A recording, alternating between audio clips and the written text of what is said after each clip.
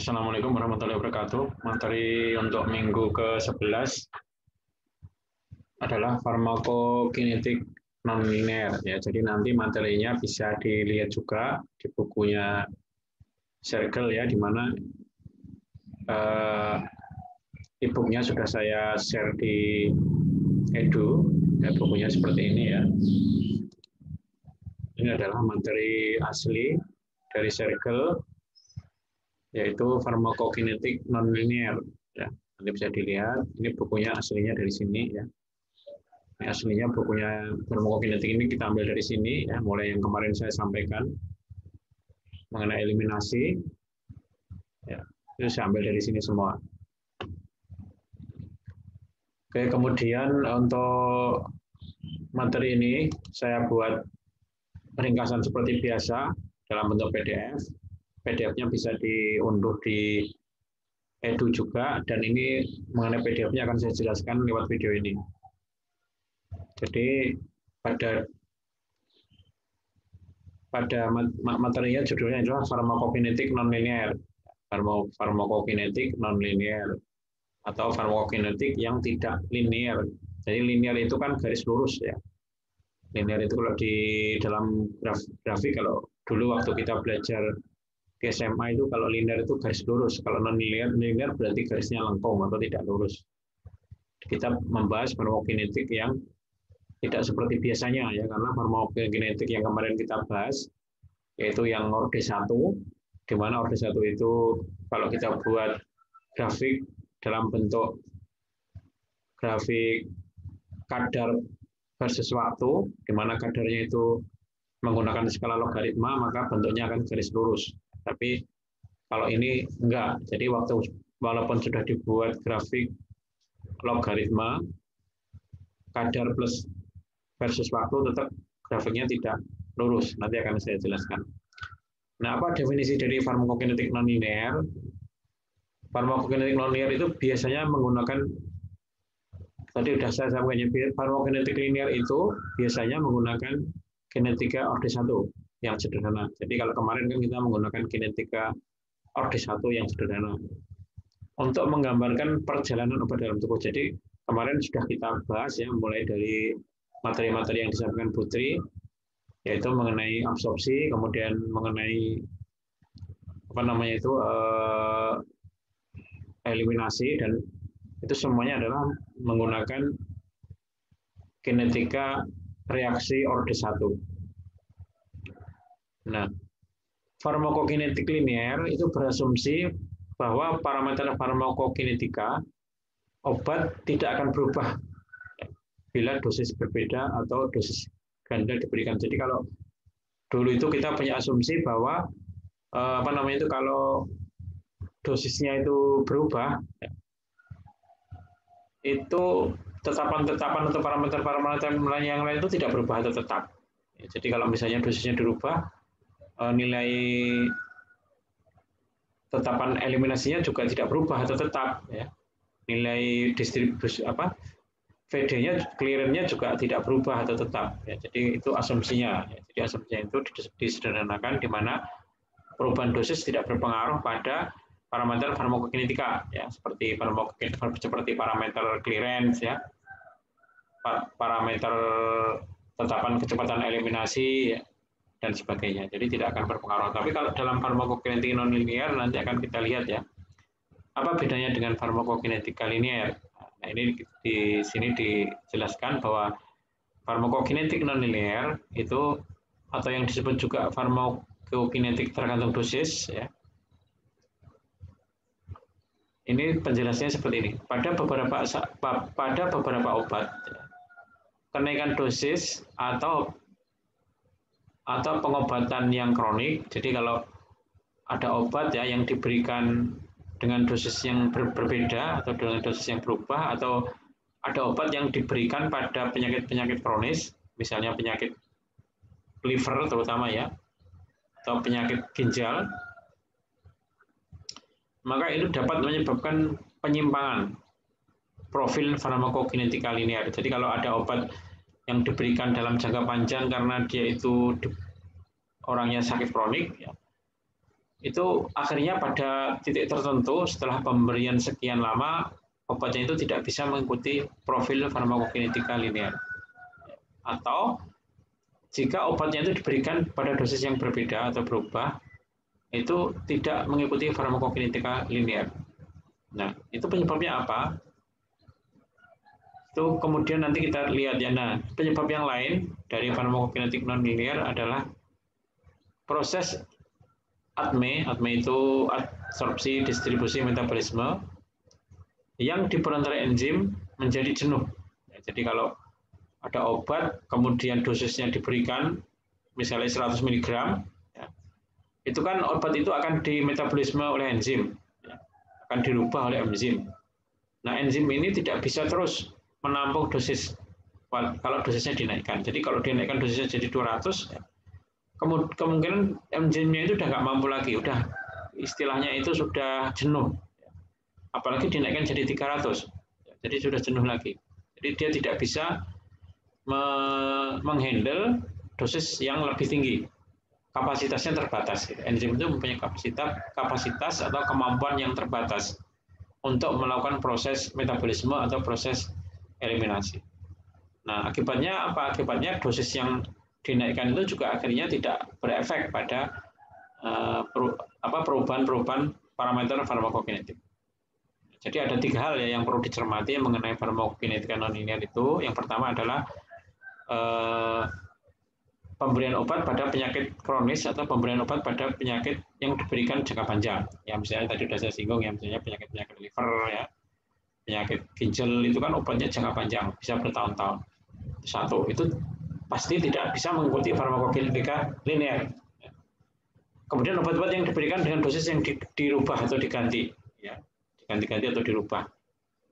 Ya, implikasinya apa? Implikasinya dosis yang dinaikkan akan menyebabkan enzimnya itu jenuh, ya, sehingga proses metabolismenya tidak akan berjalan dengan linear atau tidak akan berjalan dengan stabil.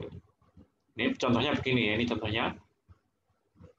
Misalnya absorpsi gabapentin, ya, atau penyerapan gabapentin. Gabapentin itu adalah obat yang digunakan untuk pengobatan nyeri terminal ya. Kalau nanti kita belajar gabapentin itu di semester 7. Di semester 7 nanti akan belajar mengenai obat farmakokinetika infeksi dan farmakokinetika endokrin dan sistem saraf. Ya, nanti akan kita belajar mengenai gabapentin ini ya, di mana gabapentin ini juga digunakan untuk mengobati antikonvulsan ya atau obat-obat epilepsi.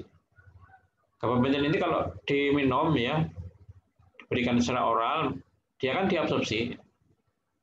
Nah, proses absorpsinya itu juga akan terbatas ya. Jadi kalau dosisnya dinaikkan ya, dosisnya naik, lama-lama enzim yang berperan dalam absorpsi akan jenuh di dalam usus sehingga dia tidak bisa mengikuti farmakokinetika linear. Dan ini juga phenytoin, ya, distribusi phenytoin. Phenytoin itu sama dengan dilantin ya. Phenytoin ini sangat terkenal sebagai obat-obat yang digunakan untuk pengobatan epilepsi. Obat pilihan utama, salah satu obat pilihan utama untuk epilepsi. Ini mengalami kejenuhan dalam distribusinya. Kenapa? Karena di sini phenytoin ini ikatan dengan proteinnya akan ikatan dengan protein plasmanya akan terbatas. Jadi obat itu kan kalau kita minum, ya, kemudian masuk ke dalam peredaran darah, dia kan akan berikatan dengan protein. Jadi obatnya itu diikat dengan protein. Nah, ikatan dengan protein ini juga tidak bisa semua obat bisa diikat oleh protein. Ada sisa obat yang tidak bisa diikat oleh protein. Artinya apa? Artinya obat itu jenuh. Ya. Ikatannya obat dengan protein itu jenuh. Tidak bisa mengikat lagi. Ya, sudah pol istilahnya, sudah terbatas. Ya. Nah itu contohnya, ini adalah contoh-contoh proses farmakokinetik non-linear ya, yang kaitannya dengan kemampuan tubuh untuk melakukan proses metabolisme, baik itu keterbatasan enzim dan atau keterbatasan protein plasma yang menyebabkan kapasitasnya itu terbatas. Ini bisa digambarkan seperti ini ya, bisa digambarkan seperti ini. Ini adalah grafik seperti biasanya ya, kita kalau menggambarkan reaksi order 1, ini ada grafik Grafiknya ini adalah grafik logaritma ya seperti biasanya. Di mana di sini adalah kadar obat dalam plasma. Ini skala logaritma, jadi pakainya skala apa namanya itu kertas logaritma, kertas semilok ya. Jadi ini pakai kertas semilok ya. Kemudian ini waktu. Ini waktu. Nah di sini kita di sini mensimulasikan obat yang diberikan dengan 3 dosis, yaitu dosis rendah, ya, dosis normal, dan dosis tinggi. Dosis tinggi ini posisinya di sini ya, di atas. Di sini dosis rendah ya, ini dosis sedang, dosis tingginya mestinya di sini ya, di dosis tinggi di sini. Ketika obat itu diberikan dalam dosis rendah, ya, maka kapasitas enzimnya itu masih sisa banyak ya, jadi dia enzimnya masih bisa mengikat obat ya, dan sisa dia mempunyai sisa ya, sehingga mengikuti farmakokinetika linear, jadi garisnya lurus ya, jadi karena ini eliminasi ya itu lurus ya, ini dosisnya itu turun terus ya seiring dengan waktu ya, seperti yang kemarin kita pelajari ya. Jadi kalau obat itu diberikan lama-lama kan habis ya, dosisnya akan berkurang. Ini bentuknya masih linear ya, namanya ini linear. Ini mengikuti hukum farmakokinetika linear. Tapi kalau dosisnya dinaikkan ya, dinaikkan sampai puncaknya ya, maka masih tetap lurus ya. Jadi kapasitas enzimnya itu masih bisa, tetapi nggak ada sisa lagi. Kalau ini masih ada sisa, ini nggak ada sisa. Udah jenuh ya ini. Kalau ini belum jenuh, ini udah jenuh. Ya. Nah ini kalau posisi udah jenuh itu masih bisa ya, dia masih bisa mengikuti kinetika linear atau mengikuti reaksi orde 1 yang linear. Nah ketika dinaikkan lagi di sini ya, ini harusnya di atas. Dinaikkan lagi dosisnya, itu sudah nggak muat lagi enzimnya, nggak mampu lagi dia untuk melakukan proses eliminasi dengan sempurna mengikuti hukum farmakokinetika linear, atau dia protein plasma itu sudah pol ya, sudah tidak bisa lagi mengikat obat ya, enzim maupun protein plasmanya itu sudah tidak bisa mengikat obat lagi, sehingga ini tidak mengikuti farmakokinetika linear, jadi mengikuti farmakokinetika non linear. Jadi non linear itu adalah tidak lurus, jadi lengkung. Jadi dia itu kinetikanya itu lengkung. Jadi ini bukan rumus-rumus yang digunakan, tentunya tidak sama dengan rumus-rumus yang kemarin kita pakai ya. Nah di sini dosisnya tinggi ya, dan dia jenuhnya sudah terlewati ya, kejenuhannya sudah terlewati. Ya, ini adalah skenario atau simulasi untuk menggambarkan perbedaan antara obat-obat yang mengikuti farmakokinetika linear dan obat-obat yang mengikuti farmakokinetika non linear atau farmakokinetika tergantung dosis. Jadi ini farmakokinetika tergantung dosis. Kemudian untuk menggambarkan prosesnya, maka kita akan melihat suatu model dari obat. Ya, ini adalah model dari obat. Ya. Di sini namanya obat X ya, dinamakan obat X. Di sini ditulis pengaruh konsentrasi obat pada laju dan tetapan eliminasi. Jadi di sini dibuat simulasi juga, tapi simulasinya lebih banyak ya. Tidak hanya 3, kalau ini kan hanya 3 ya. Ini banyak. Nah, di sini kita lihat bahwa obat-obat itu akan diambil sampelnya ya. Kemudian di sini ada 3 kolom ya, dibuat 3 kolom ya. Nah, obat-obat itu akan akan dihitung ya, akibat perubahan dari dosis ya. Dari konsentrasi atau dosis ya. Di sini kita lihat bahwa obat-obat kalau konsentrasinya dinaikkan ya, ini konsentrasinya dinaikkan ya, mulai dari 0,4 sampai 11,6. Nah, kemudian dicatat mengenai laju eliminasinya. Dicatat mengenai laju eliminasinya.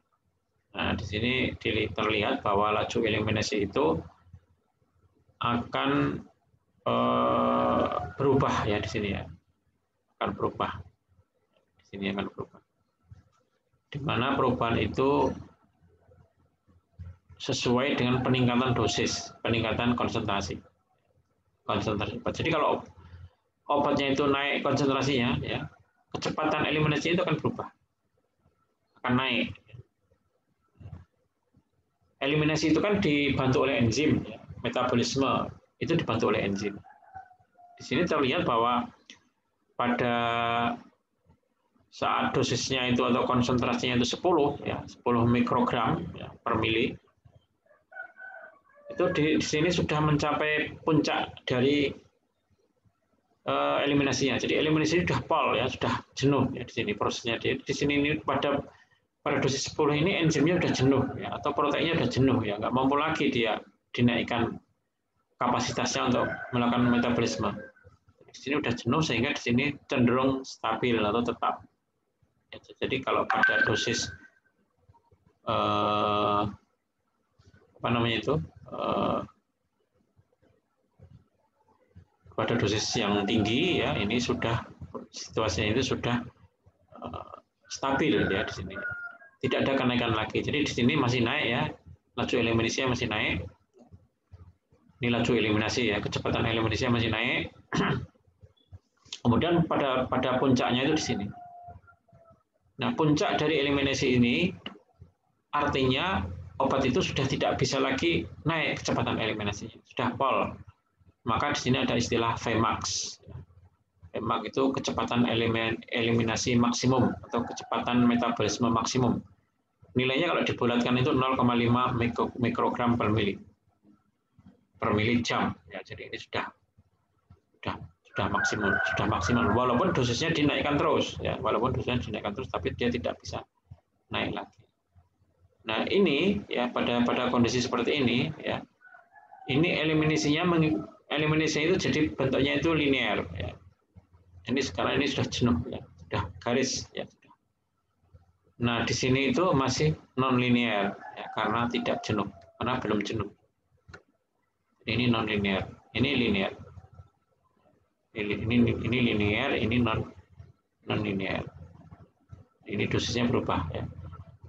Jadi di sini kalau kita lihat di sini akan terlihat bahwa pada saat dosisnya jenuh, ya, dia mengikuti hukum reaksi order 1 yang linear. Seperti itu, ya. Di sini belum, ini masih mengikuti hukum non linear. Jadi pada obat yang sama, ya. Jadi kalau disimpulkan pada obat yang sama, jika konsentrasinya itu berubah naik, maka pada fase awal dia mengikuti non linear, dia mengikuti farmakokinetika non linear atau farmakokinetika kapasitas terbatas. Tapi kalau dosisnya sudah maksimum, dia akhirnya akan mengikuti farmakokinetika linear.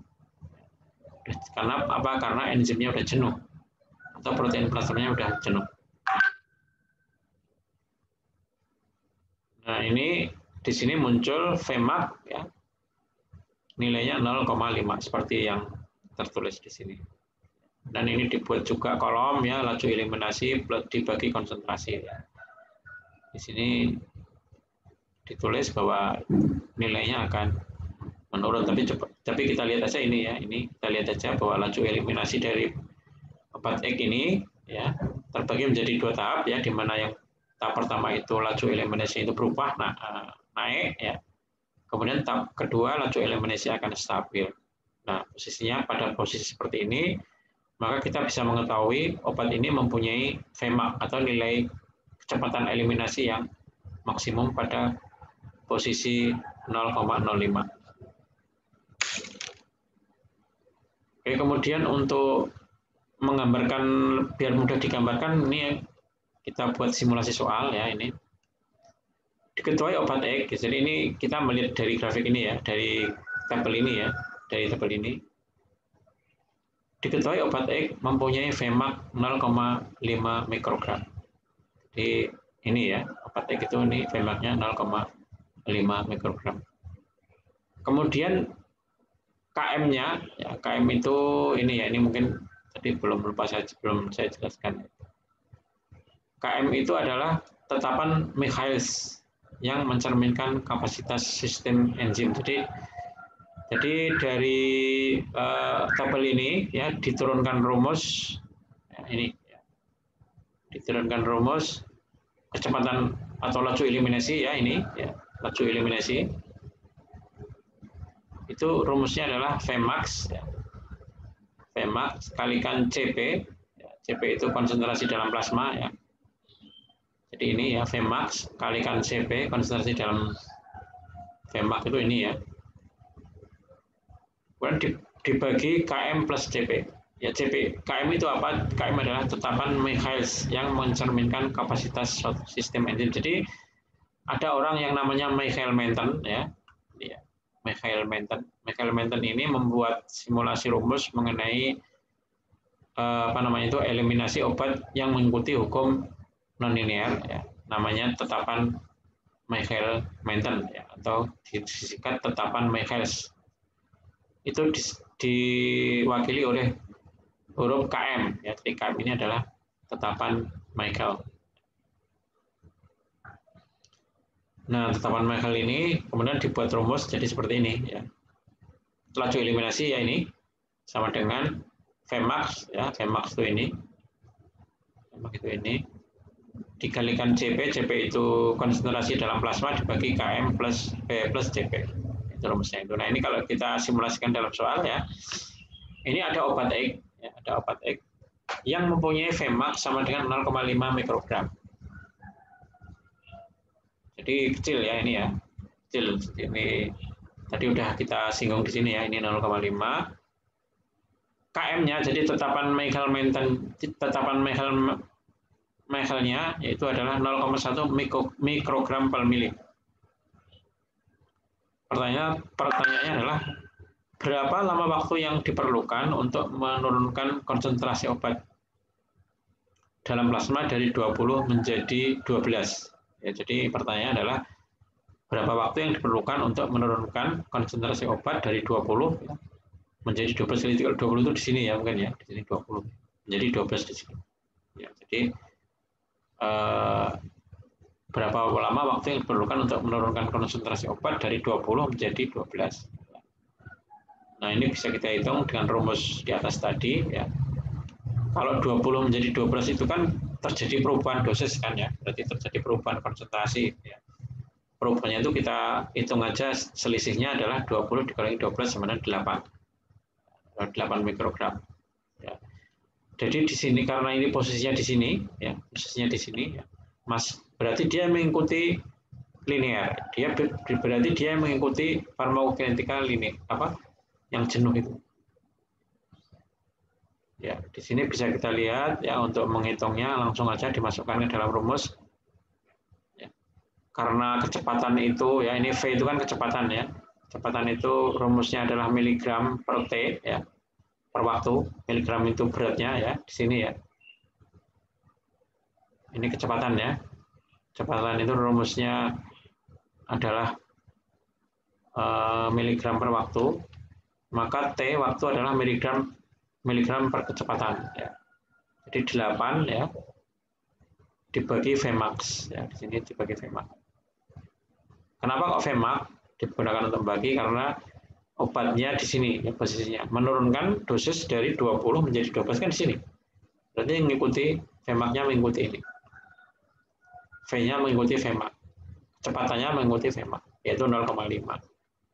Maka di sini akan kita bisa menghitung yaitu sekitar 16 jam. Jadi untuk menurunkan waktu yang digunakan untuk atau waktu yang diperlukan untuk menurunkan dosis dari 12 menjadi 8 itu adalah 16 jam. Jadi cukup lama. Nah, kemudian biar tidak rancu ya di sini ini karena di sini ini mengikuti ordinal ya. Di sini ini mengikuti ordinal. Jadi pada saat posisi jenuh seperti ini, ya, mengikuti kinetika reaksi mengikuti ordinal. Sementara kalau di sini mengikuti masih tidak jenuh ya. Ini kalau sudah jenuh ini mengikuti kinetika reaksi ordinal. Jadi di sini fasenya udah berbeda dengan di sini. Maka menghitungnya itu simpel saja di sini. Ya, tinggal dibagi. Oke, kemudian ini ada simulasi lagi, yaitu ada obat X ya atau obat Y ya. Obat Y Ini ya, tabel di atas adalah obat Y, di mana konsentrasi obat lebih kecil dari konsentrasi enzim. Jadi di sini dibuat simulasi di mana konsentrasi obat, jadi ini kecil konsentrasinya ya, ini kecil sekali. Beda dengan ini ya, ini beda sekali ya. Ini kalau kita lihat di sini ini nilainya 0,4 ya, di sini itu kecil sekali, 0,0 ya, 0,0. Jadi nilainya lebih kecil dari yang di atas sehingga dikatakan di sini konsentrasinya itu lebih kecil dari konsentrasi enzim. Nah, kalau obat itu konsentrasinya kecil seperti ini ya, atau lebih kecil dari konsentrasinya enzim, maka dia mengikuti apa namanya? ORD1. Laju eliminasinya mengikuti ORD1. Ya. Sementara kalau yang ini ya, yang di atas ini karena dia itu besar ya, konsentrasinya besar, maka dia tidak mengikuti eliminasi ORD1, tapi di sini bahkan mengikuti eliminasi ORD0 ya, kalau udah jenuh ya. Jadi ini ORD0 ya, kalau udah jenuh, kalau ini ORD1. Karena apa? Karena di sini kecil ya konsentrasinya, lebih dikatakan lebih kecil dari konsentrasi enzim. Juga enzimnya itu bisa terus ya. Enzimnya itu kapasitasnya itu bisa mampu untuk melakukan proses metabolisme walaupun dinaikkan dosisnya ya, walaupun konsentrasi itu naik. Nah, lihat ya, walaupun konsentrasi itu naik. Dia masih mampu enzimnya ya. Di sini dalam tabel ini nggak ada istilah lagi jenuh ya. Nggak ada istilah lagi jenuh. Kalau di sini kan ada istilah jenuh ya. Ini ada istilah jenuh. Kalau ini enggak jenuh dia. Makanya di sini mengikuti reaksi order 1 ya. Jadi seperti tadi yang di atas ya di sini. Ya, tadi kalau kita lihat penjelasan saya yang pertama, dia di sini posisinya. Ya. Dia posisinya di sini. Mengikuti order 1 ya. Dia linear ya ini. Kalau yang tadi kan seperti ini ya, order 0 ya, yang tadi. Kalau ini enggak, ini dia linear. Nah, ini kemudian kita akan melihat bagaimana kalau posisinya seperti ini ya. Di sini tetap ada apa namanya itu, ada tetapan Michael-Menten ya. Di sini ada obat pada kondisi seperti ini nilai KM-nya adalah 0,08. Jadi nilai KM-nya juga kecil ya. Nilai KM-nya itu lebih kecil dari yang di atas ya. Di sini dikatakan bahwa CP atau konsentrasi obat lebih kecil dari KM. Sehingga CP-nya diabaikan ya di sini. Nah, kemudian rumusnya itu rumusnya adalah mengikuti reaksi order 1 berarti rumusnya. Mengikuti reaksi order 1. Di mana berlaku rumus ya pada kondisi seperti ini ya. K-nya ya, tetapan K-nya itu adalah Vmax dibagi Km. Jadi karena reaksi order 1 kan kita harus mencari K ya. Tetapan kecepatan eliminasi harus kita cari. Rumusnya adalah Vmax dibagi Km.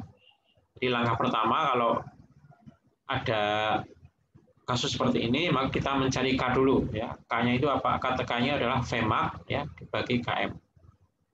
Ya, di mana di sini Vmax-nya adalah dianggap 0,08 ya, dianggap 0,08 di sini. Diasumsi ya, dianggap Vmax-nya itu 0,08. Maaf ya, Vmax-nya 0,09 ya di sini. 0,09 ya, ini Vmax-nya dibagi dengan KM ya, KM-nya tadi udah ditetapkan adalah 0,08. Jadi di sini K-nya itu 1,1 per jam ya, per jam atau jam min 1. Nah, karena dia reaksi order 1, maka caranya ngitung T setengah juga gampang. T setengahnya itu adalah 0,693 dibagi K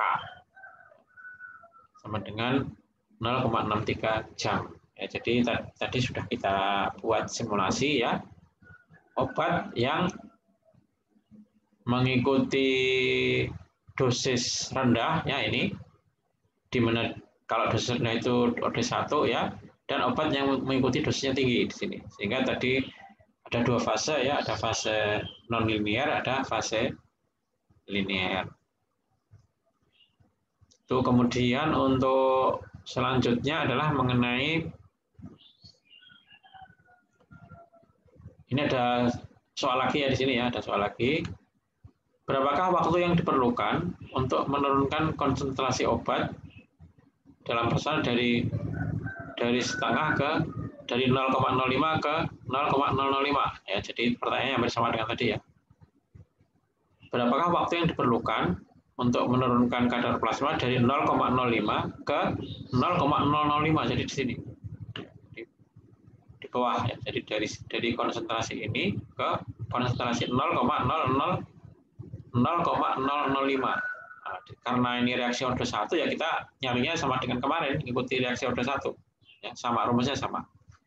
Dimana saya ingatkan rumus dasar reaksi O2 1 adalah ln-CP sama dengan ln-CP 0 sama dengan ln-CP min KT ya, jadi kalau kita hitung lagi T-nya ya, kita balik ya, ln-CP ya, atau ln-CP dikurangi ln-CP 0 min dibagi K ya. Di sini tinggal dimasukkan rumusnya saja ya, tidak sulit ya, di mana CP-nya itu adalah 0, di mana CP-nya adalah 0,05 ya. Jadi konsentrasi awal aja ya biar nggak bingung. Konsentrasi awal dikurangi konsentrasi akhir ya. Konsentrasi awalnya itu adalah 0,05 ini ya. Ya, ini kan yang lebih tinggi yang dianggap sebagai konsentrasi awal ya.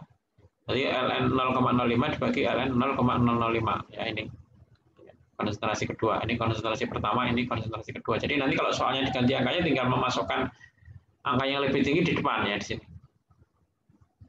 0,05 kan lebih tinggi ya, dikurangi yang lebih rendah 0,05 dibagi K-nya kan tadi sudah ketemu. Di K-nya tadi ketemu ya 1,1. Ini ya K-nya 1,1. Dari sini akan kita hitung dengan mudah ya. Kita bisa menemukan waktunya sekitar 2 jam. Jadi waktu yang diperlukan untuk menurunkan konsentrasi dari 0,05 sampai 0,005 ya, dari sini. Dari 0,05 sampai bawah itu adalah sekitar 2 jam lebih ya, 2,09 jam. Kemudian selanjutnya adalah turunan dari rumus ya. Ini masih berkaitan dengan tadi ya. Tetapi obatnya diberikan secara IV bolus. Ini spesifiknya, obatnya diberikan secara IV bolus, secara intravena bolus ya. Maka berlaku hukum T ya sama dengan 1 dibagi Vmax ya. Kalikan ini dalam kurung ya. DO itu dosis awal ya. Dosis injeksi. Jadi kalau obat itu kan kalau mau disuntikkan kan dosisnya kan diketahui ya. Misalnya dosisnya 500 mg ya ini. Dosis waktu disuntikkan ya. Dikurangi dosis pada waktu tertentu yaitu DT ya. Plus KM itu tadi ya tetapan Michaelis ya, tetapan Michael dikalikan ln DO per DT. Nah, T ini adalah waktu yang diperlukan untuk menurunkan dosis dari DO menjadi DT ya. Jadi seperti ini tadi ya. Ini seperti ini ya. T-nya ya. T-nya itu rumusnya beda. Kalau yang ini karena dia mengikuti orde 1, rumusnya seperti ini ya. Tapi kalau ini karena dia mengikuti kapasitas terbatas, itu T-nya itu rumusnya beda. Jadi seperti ini. Jadi beda rumus saya. Nah, mungkin kalau digambarkan seperti ini ya. Jadi ini mungkin kalau digambarkan seperti ini. Jadi, di mana dua obat ini sudah melampaui kapasitas enzimnya ya. Tetapi dosisnya itu beda. Yang ini 100 mg, yang ini 200 mg. Ya. Di sini digambarkan bahwa obat itu kalau dosisnya naik ya, kalau dosisnya itu tinggi ya, 200 itu kan lebih tinggi dibanding 100 ya. Itu prosesnya itu lebih cepat ya, sekitar 2 jam di sini. Proses eliminasinya lebih cepat. Kalau obatnya itu 100 mg itu lebih lambat, lebih lama ya. Eliminasinya lebih lama, bisa 2 kali yang lebih. Ya, jadi eliminasi ya, waktu eliminasi tergantung sekali dengan dosis. Tergantung dosis. Dalam hal ini penggambarannya lewat Vmax ya, lewat Vmax-nya. Kecepatan maksimumnya ya, kalau 200 itu lebih cepat ya. Tentunya masuk akal ya, kalau kecepatannya itu tinggi dia cepat selesai ya, cepat nyampe Kalau kecepatannya rendah, dia lebih lambat nyampe. Ini kalau digambarkan seperti ini. Ini adalah grafik konsentrasi obat ya, dalam skala semilog. Nah, ini untuk menggambarkan soal itu dibuat simulasi juga ya, suatu obat dieliminasi dari tubuh ya, suatu obat ya dieliminasi dari tubuh dengan farmakokinetika kapasitas terbatas. Di mana KM-nya atau tetapan Michael, tetapan kecepatan Michael adalah 100 mg per mili. Vmax-nya 50 mg per jam. Kemudian di sini ada dua obat ya, yang pertama adalah obat ada dua dosis, yang pertama adalah dosis 400. Ya. Dosis 400 diberikan melalui IV bolus. Hitung waktu yang diperlukan agar terjadi eliminasinya 50%. Nah, kemudian dibuat dosis yang berbeda, yang lebih kecil ya. Jika dosisnya itu 320 mg, ya, tidak 400 ya. Diberikan juga secara IV bolus, hitung waktu yang diperlukan untuk mengeliminasi 50% dosis. Ya, jadi ini mau dibandingin nih ceritanya ya. Tentunya kalau dosisnya besar ya itu berpengaruh ya terhadap waktu ya, terhadap waktunya berpengaruh. Nah, nanti kita akan ditanyakan juga, jelaskan mengapa berbeda. Kita lihat langsung ya melalui rumus ya. Kita masukkan aja rumusnya seperti ini ya. Rumusnya ini kita masukkan aja 1 per Vmax ya.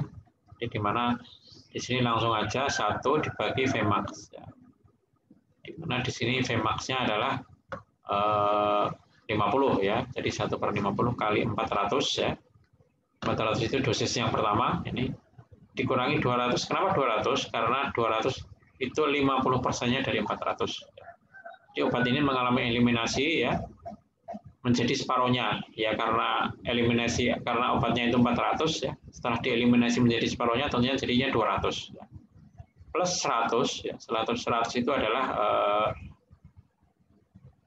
100 ini ya. 100 itu DT-nya ya.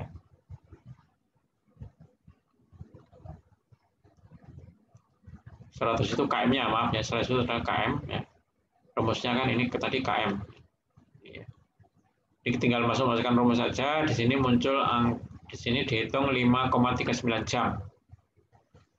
Kalau dosisnya lebih kecil ya di sini ya 320 ya, karena dosisnya lebih kecil itu enzimnya itu juga lebih banyak yang nampung ya, sehingga lebih cepat selesai ya.